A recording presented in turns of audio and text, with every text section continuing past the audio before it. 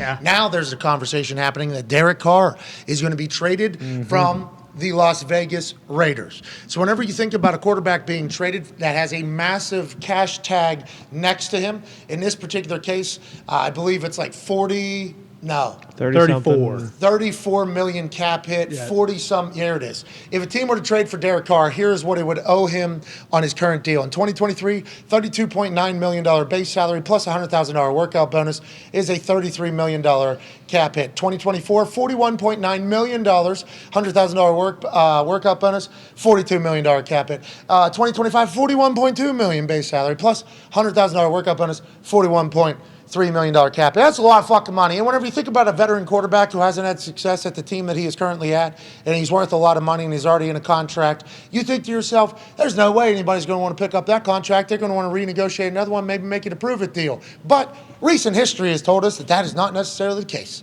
The Indianapolis Colts have spent $700 million on quarterbacks that have not worked out the last 3 years. Phil Rivers, he has a pretty good year. He retires. Carson Wentz, he forgot how to play football most of the time. Had some great plays, but he was a fucking nightmare most days to watch from a cardiac situation because he would give the ball to the other team just as much as he would score. He was fascinating. He's gone after 1 year. And then you bring in Matt Ryan, and obviously he's an astronaut. He's a Navy SEAL. He's a man who won it out of Atlanta. He was an MVP type player just a few years back, half a decade back, whatever the case. He was not the answer for the Indianapolis Colts. So you think about these massive cash tags next to an old quarterback who has not necessarily played their best football or had success, and you think to yourself, there's no way anybody would trade for it. We're here to tell you that it has happened. Oh, yeah. Connor fought pretty hard this morning to remind me of that case. Tooth and nail. Because I thought to myself, there's no way anybody is going to trade for that contract by February 15th.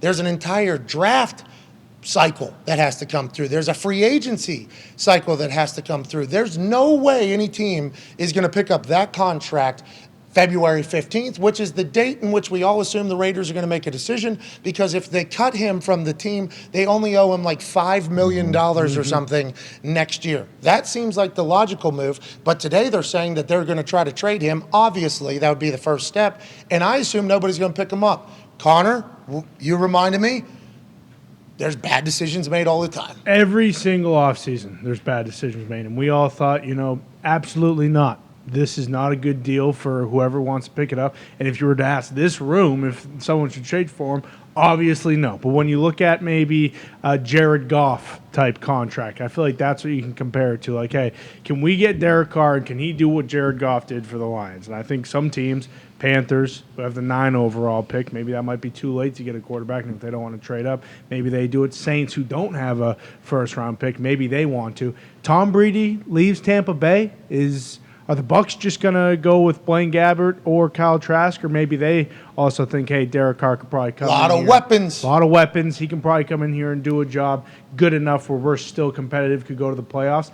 I just have zero faith in all 32 teams doing the right thing. Obviously, there's probably only 4 or 5 teams that are going to be looking into Derek Carr. And I just assume, based on previous, situations in the NFL with the ones you listed, with some of the other pretty bad quarterbacks who have good contracts. You talk about Baker, Darnold, Goff, Carson, Matt Ryan, Tannehill. Like he's a Tannehill contract guy. Like if you're looking at it from that type of tier, it's like $33 million's a lot, and that would be a 1-year deal basically, because I think the dead cap is $2 million after next year. So $33 million for a guy who's a vet, who maybe you have a young team, and this is the Panther situation kind of, where he can come in for a year and it's basically another prove-it deal. $220 million, cap space next year probably is what they're estimating.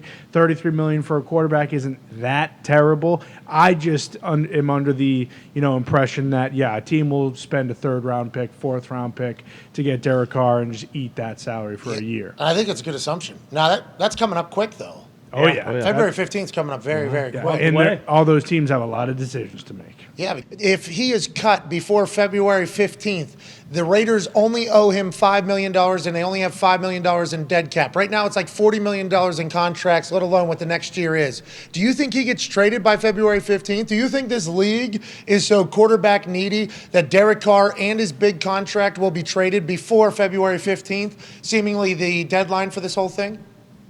I think there's a good chance because the Raiders probably won't be. I think the transaction will be more about keeping that contract intact to the next team and then redoing the contract. So I think that's something that I think could happen. I truly believe that it's going to be one of those situations where they're going to have to work together because the Raiders know at the end of the day they're not going to get a lot out of this trade, maybe a mid-round pick or something like that. But and then Carr needs to go somewhere where at least he's guaranteed. Say he hits the street, right? And everybody thinks there's gold out there on the street, but perhaps he doesn't make as much as he's due to make in this contract. So he's better off kind of keeping this contract intact and then working around it and then pick his new team. What would that new team be? What do you think he's looking for, Lombo? Like where would be a good fit? I would think, knowing the situation, as he's been through so many coordinators in his career in Las Vegas and before Oakland, I would think he'd want to go with somebody who he's familiar with, somebody who he knows the terminology, somebody who's coached him from before.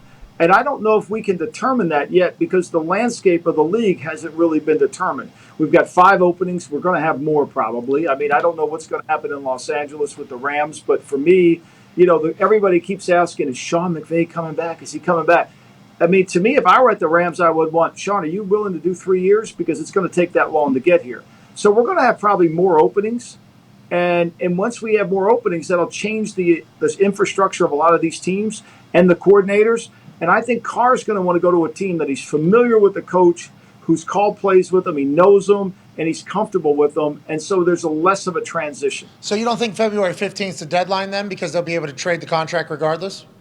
They'll be able to trade the I mean, they don't have to do anything until March the 3rd when that guarantee kicks in. Now, I think at some point they'll say to themselves, they're making phone calls now. Dave Ziegler, the general manager of the Raiders, is making phone calls. And if he's getting a lot of, hey, we're not interested in that deal, then eventually he's just going to have to say, okay, nobody wants this. Tell the agent, nobody wants the contract. We'll cut you. You're on your own.